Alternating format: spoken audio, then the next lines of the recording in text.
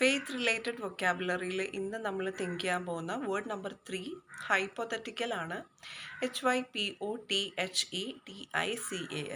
Hypothetical എന്ന് പറയുമ്പം something that is not real. It can be assumed or imagined. It's not verified or there is no sound evidence for it. ഒരു സാങ്കല്പികമായ കാര്യത്തെക്കുറിച്ച് പറയാനായിട്ട്, അത് സത്യമാണോ മിഥ്യയാണോ എന്ന് യാതൊരു വ്യക്തതയില്ലാത്ത ഒരു കാര്യത്തെക്കുറിച്ച് പറയാൻ വേണ്ടിയിട്ടാണ് നമ്മൾ നോർമലി ഹൈപ്പോത്തറ്റിക്കൽ എന്നുള്ള ഈ വേർഡ് യൂസ് ചെയ്യുന്നത്.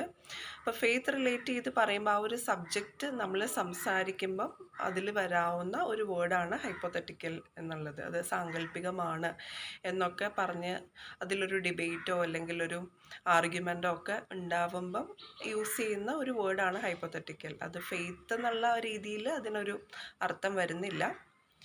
ഇനിയും ഈ ഒരു വേർഡ് നമുക്ക് ഒരു സെൻറ്റൻസ് ആയിട്ട് എങ്ങനെ യൂസ് ചെയ്യാം എന്ന് നോക്കാം. That movie is quite hypothetical. ആ മൂവി തികച്ചും സാങ്കല്പികമാണ്, അതിന് റിയൽ ലൈഫുമായിട്ടൊരു കണക്ഷനും ഇല്ല.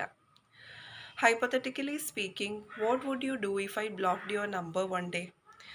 ഒന്ന് സങ്കല്പിച്ചാൽ മാത്രം മതി, ഞാൻ നിൻ്റെ നമ്പർ പെട്ടെന്നൊരു ദിവസം ബ്ലോക്ക് ചെയ്യുകയാണെങ്കിൽ നീ എന്ത് ചെയ്യും? അപ്പം ഇങ്ങനെയുള്ള സിറ്റുവേഷൻസിൽ യൂസ് ചെയ്യുന്നതിന് വേണ്ടിയിട്ടാണ് ഹൈപ്പോത്തറ്റിക്കൽ എന്നുള്ള ഈ വേർഡ് നമ്മൾ ഉപയോഗിക്കുന്നത്.